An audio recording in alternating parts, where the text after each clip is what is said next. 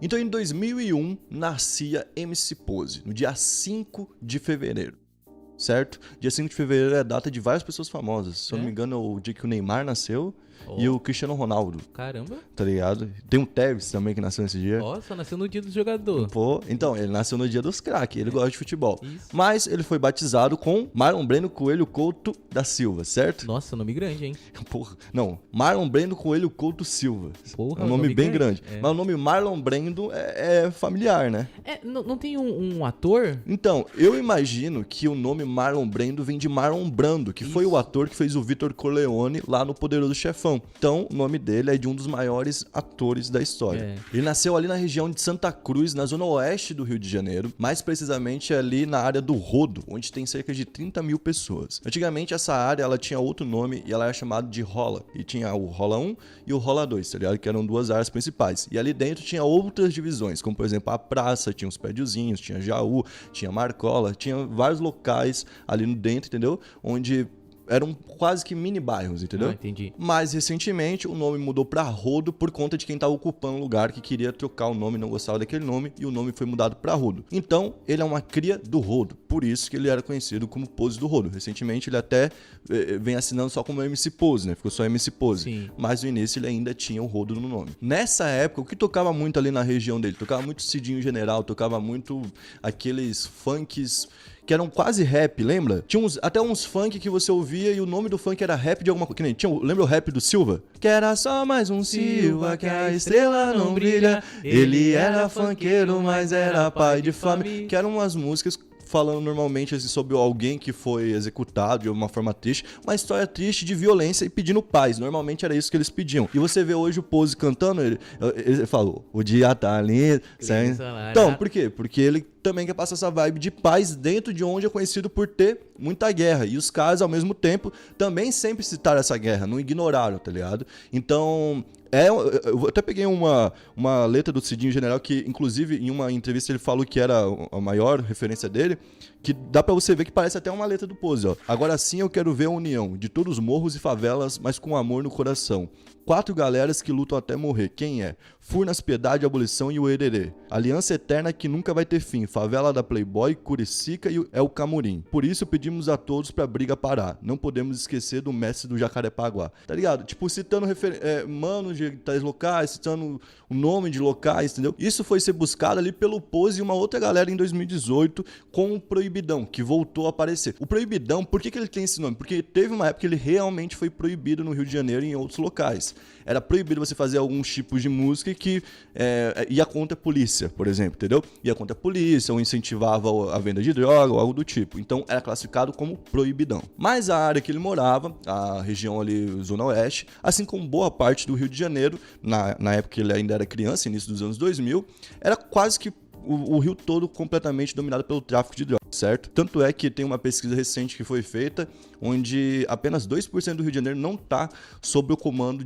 ou tráfico de drogas ou milícia, que foi algo que foi aparecer ali por 2009, entendeu? E quando a milícia começou a aparecer, ela começou a ocupar mais espaços do que o próprio tráfico de drogas, que na área ali onde ele morava era o Comando Vermelho. O Comando Vermelho, pra quem não conhece a história, basicamente foi uma facção que surgiu lá em 79, depois que eles misturaram alguns presos comuns, uns caras que faziam ali crimes comuns, cada um por si, não tinha uma facção, tenta entender isso, não tinham facções, era, tipo, juntava, sei lá, 5 pessoas, tinha uma quadrilha, entendeu? Era gangues, né? Eram gangues, quadrilhas, era muito menor o crime. Então juntaram esses presos comuns com presos políticos, que eram pessoas inteligentes, assim, que já buscavam estudar métodos de crescimento e tudo mais. Esquema, essas paradas assim, né? E os caras trouxeram os esquemas de empresa pra dentro do crime. E aí, com o lema Paz, Justiça e Liberdade, que tomou conta de todas as facções do Brasil, eles começaram a crescer, tinham uma certa ideologia também, né? Assim, tipo, no início, depois começou a virar muito mais algo realmente ligado só ao crime, porque começou a virar uma empresa mesmo. Então tinha um recrutamento, entendeu? Não tô falando que a ideologia que eles tinham era certa ou errada, gente. Tô falando só que tem uma ideologia, igual o Talibã. O Talibã tem uma ideologia também, claro, entendeu? Uhum. Mas não tô falando que é certa ou errada. Ele foi vivendo nessa situação,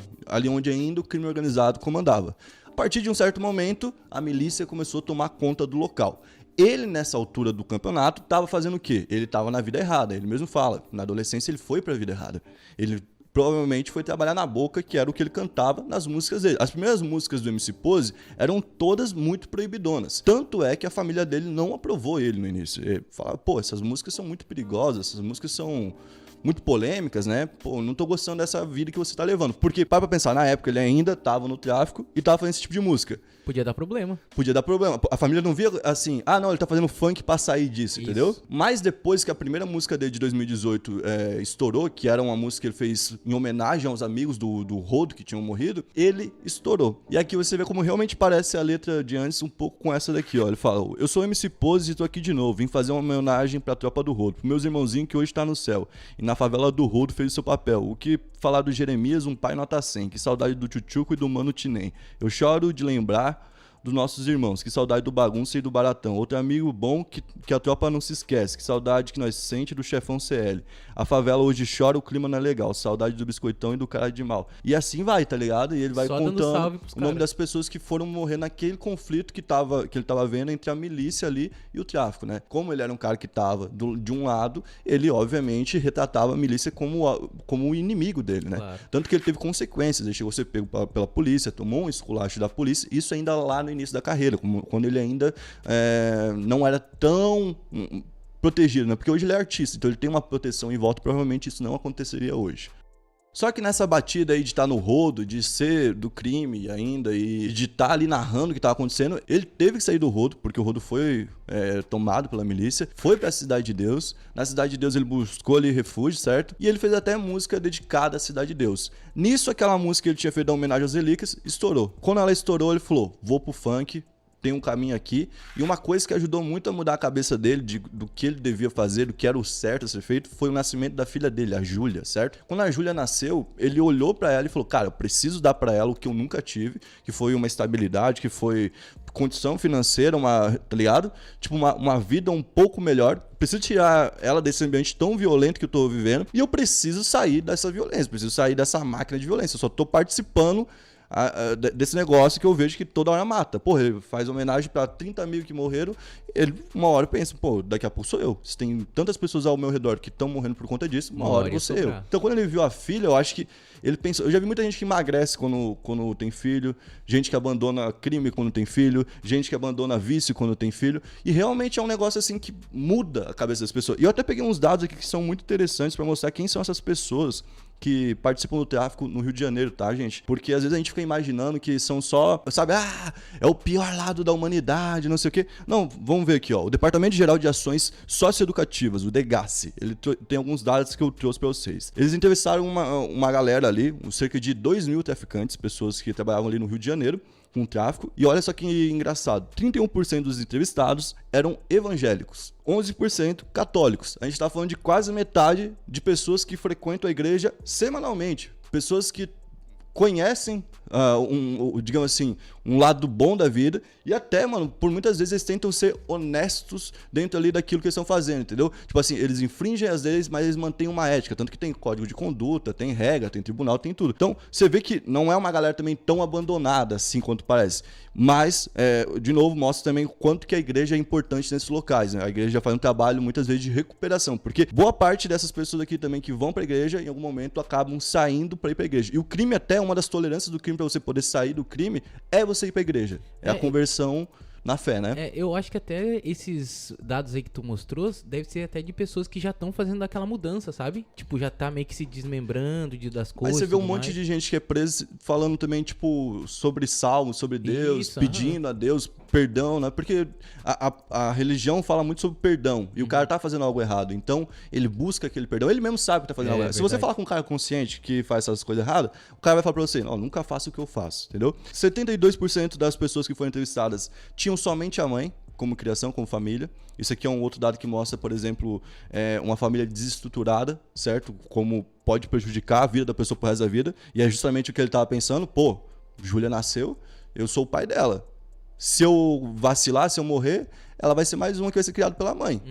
Entendeu? Ela vai ser mais uma que daqui a pouco tá entrando nesse sistema aí. E 62% falaram que o principal motivo para entrar era a família e 47% falou que seria também por dinheiro. ainda existe, gente, uma galera ali que obviamente vai porque quer, que escolhe fazer isso daí, mas muito disso é porque virou realmente um esquema. Ele se mantém por muito tempo. Então, hoje em dia, lá naquela época, o recrutamento era dentro das cadeias. Hoje o recrutamento é em qualquer lugar. Hoje o recrutamento é de crianças, hoje o recrutamento é de adolescente. Até na internet, né? E de vários tipos possíveis, são vários tipos de crime que rolam ali. Então, ele foi uma das pessoas que se envolveu e, como eu disse, ele acabou saindo depois que ele tem a filha dele, depois que ele começa a ter uma chance ali no funk. Nessa época, ele ainda cantava o funk proibidão, ele estourou junto com o Menotoid, MC Pelé Jones, MC PQD e MC Urubuzinho, que eram pessoas que também eram do proibidão e que estavam estourando naquela época. Em 2019, ele teve uma ligação muito importante que fez ele ficar famoso, que foi com o Flamengo, que é o time que ele torce. Ele começou a fazer uma série de vídeos todo jogo, antes e depois, falando sobre. Se o Flamengo perdia, ele ficava muito puto. E tá maluco, rapaz? Tá maluco? Vai se f***, porra. Aí, não dá. Marcos Braz, se elegeram não sei o quê. A vereador, eleitor. 22, 2. E nós lá, se f***. O treinador que ele falou, sabe o quê? Se sair, eu saio também. Vai tomar no c***, Marcos Braz, filho da puta. E se o Flamengo ganhava, ele ficava muito feliz. Aí, pô, campeão é mais um título, a pamparra. Desce-lhe o isco o tempo todo. É o Flamengo, bola dando aqueles piques, voltei, nós vai ser campeão de tudo. Tô na pista, nós ganhamos tudo, sabe como é que é? E nisso ele ficou popular e ficou conhecido até pelos jogadores. Ele tinha uma música chamada Os Coringa do Flamengo e ele lançou essa música na época certa. Por quê? Porque o Flamengo tava décadas sem ganhar a Libertadores e o Flamengo ganhou no ano que ele lançou, em 2019. Ó, foi só ele lançar a música e o Não, Flamengo. e ganhou a Libertadores no dia e no dia seguinte ganhou o Brasileirão. Meu Deus, o Tá povo ligado? deve ter se rasgado. Não, meu. então, tipo assim, a música dele foi muito tocada, a música dele realmente, tipo, era até um dos hinos que a torcida cantava durante a campanha. E, inclusive, no dia da final, a final não foi aqui no Brasil, a final foi jogo único, foi a primeira... Não, foi a segunda final de jogo único, foi a primeira? Eu acho que foi a primeira. Foi a primeira final de jogo único, com o River Plate. Eles fizeram lá no Peru, né? Ainda teve uma treta com a torcida do Flamengo, por quê? Porque ia ser em outro lugar, se eu não me engano, ia ser no Chile. Só que daí tava tendo confusão no Chile, não pôde ser. A galera já tinha comprado passagem e daí foi pro Peru. E tem uma galera que perdeu o voo, perdeu a final por conta disso. Isso aí. Mas enfim, ele foi chamado pra fazer a final no Maracanã, à distância, justamente porque uma galera não ia conseguir viajar pro Peru. E ele fez um show lá pra essa galera, deu uma entrevista pro Sport TV e, de novo, ele ficou um pouco mais popular. Outra coisa que ajudou ele a ficar popular foram os memes. Tem uma música dele chamada No Baile Nós é Mídia, que o PMM, que é um youtuber que produz e tudo mais, fez uma versão dos anos 80. E o instrumental dessa música é de outro grupo chamado September, da música Earth, Wind and Fire. E só essa música de montagem ali de meme tem 30 milhões de views, tá ligado? Caramba, então, mano. o bagulho estourou mesmo. Oh, mas eles gostavam de fazer meme com ele, porque até esse vídeo... Tinha o Lan também, que era um que eles faziam bastante nessas versões. O vídeo que tu falou ali dele comentando no Flamengo, eu achava muito engraçado do que ele fica bravo e ele vira o Super Saiyajin. Não sei se você já viu, eu acho muito engraçado. Além disso, eu acho que o primeiro som dele, assim, mais limpo, né, que ficou famoso, que não tinha referências ao crime nem nada do tipo, foi Tô Voando Alto. E essa estourou pra caramba e tem mais de 70 milhões de views. Em setembro de 2019, rolou a prisão então do MC Pose, e a gente vai explicar agora como que isso aconteceu. MC Pose foi preso no dia 28 de setembro de 2019, após se apresentar em um show na Casa Noturna Lorde, na cidade de Sorriso, no interior do Mato Grosso. Segundo a reportagem do site Condzilla, depois de denúncias, a polícia militar foi até a boate Lorde, onde estava ocorrendo o baile funk. No local, foram encontrados alguns menores de idade, que haviam ingerido bebidas alcoólicas e consumido entorpecentes. O MC e um dos organizadores haviam saído da casa noturna durante a abordagem da polícia e se dirigiram para um hotel, mas a força tática foi em busca deles. Já no hotel, a polícia abordou o MC e junto dele foi encontrado um pouco de maconha e um frasco de lança-perfume. Ao ser questionado, ele disse que ambos lhe pertenciam e eram para consumo pessoal. Eles então foram detidos e encaminhados à delegacia de polícia para prestarem depoimentos. MC Pose acabou sendo autuado por fornecer bebida alcoólica a menores, por corrupção de menores, tráfico de drogas, associação ao tráfico, apologia ao crime e incitação ao crime. Bom, gente, então o que aconteceu? Basicamente, ele foi até um show. Nesse show tinham pessoas que eram menores de idade, cerca de 40 pessoas eram menores de idade, e também tinham lá substâncias ilícitas, que a gente já conhece e que tem em qualquer festa que a gente vai, pra falar a verdade, né? Qualquer festa, se for de rock, se você for numa festa de sertanejo, pagode. Se você for de pagode, qualquer uma tem lá suas droguinhas rolando escondidinho. E nessa daí rolou uma denúncia, então a polícia foi lá e acabou achando essas drogas. O que a polícia concluiu? Concluiu que por ele estar fazendo o show, ele de alguma forma teria responsabilidade por a galera que tava lá dentro. E por isso, ele teria feito o crime de fornecer bebida alcoólica para menores, certo? Teria feito corrupção de menores, porque tinha permitido eles entrarem e também se envolverem com crime. Tráfico de drogas por ter posse com ele, mas a posse dele era para uso pessoal, igual ele falou. Associação ao tráfico justamente por estar fazendo show junto dessas pessoas. Apologia ao crime por conta das suas letras e incitação ao crime também por conta de tudo isso. Mas, no final das contas, ele acabou sendo absolvido da prisão preventiva que a justiça estava pedindo na época. A juíza Daniela Álvares Prado, do Rio de Janeiro, foi quem revogou e falou que o Pose tinha uma fonte de renda lícita, ou seja, que não era criminosa, e que ele tinha uma casa fixa, um endereço fixo, ou seja, se a polícia precisasse buscar ele, ele ia estar lá. Ele não ia ir pro crime ou algo do tipo. Ele ia estar lá e a renda dele era lícita. Por quê? Porque ele foi fazer show, ele foi fazer música. Então, tipo, ele tava ganhando dinheiro da forma certa. Agora, se as pessoas que pagaram ele estavam ganhando ou não, ele não tem autonomia para poder resolver isso. Vou dar um exemplo. Um advogado que trabalha para criminosos. Quando ele recebe desses criminosos, da onde vem esse dinheiro? Vem dos negócios dos criminosos. Você entendeu? Uhum. Só que é o mesmo discurso que é usado pelos advogados. Não tem autonomia. Inclusive, essa teoria do advogado, quem fala é a própria advogada dele na matéria, entendeu? Então, foi assim que ele foi defendido. Uma coisa que foi usada contra ele foi um vídeo dele no Jacarezinho, fazendo show, onde apareciam pessoas com arma. E, de novo, ele falou, não tenho como controlar essas pessoas, estou só fazendo meu trabalho. E, de novo, ele tava certo, tá ligado? Porque a justiça acaba vendo que realmente não tem o que fazer. Porque, para pensar, esses caras estão lá por um motivo, tá ligado? Porque até pra polícia é perigoso conter esses caras, tá ligado? Então, imagina um artista que é chamado pra cantar, tá lá cantando, vê os caras nem estão apontando nada pra ele, não estão fazendo nada pra ele, e aí, tipo, ele vai querer arrumar treta com os caras, vai querer, entendeu? Mandar corrigir os caras embora, tá vai mandar os caras embora. Quem que vai ter esse peito de aço também, tá ligado? Não dá pra, tipo, exigir esse tipo de conduta dos caras, sendo que é irreal. A gente vive no Brasil, tá ligado? Ainda mais que os caras estão na área dos caras, tá ligado? Tipo, e também você vai falar não pra fazer um show num lugar desse? Não tem nem como. Vamos ser realistas? Você vai falar não? Você tem esse peito? Tá ligado? Mas como a gente falou, a vida do MC Pose teve várias etapas e teve vários cliques. Quando ele se envolveu com o futebol ali, com o Flamengo, ele conseguiu, mano, decolar e ele se distanciou de vez dessa vida aí errada. Não tem mais nenhuma ligação com isso. E desde então ele só lança músicas, tipo, pô, totalmente vibe pra cima, né? Sempre falando de paz, positividade, coisas do tipo. Ele lançou, por exemplo, a música Vida Louca, certo?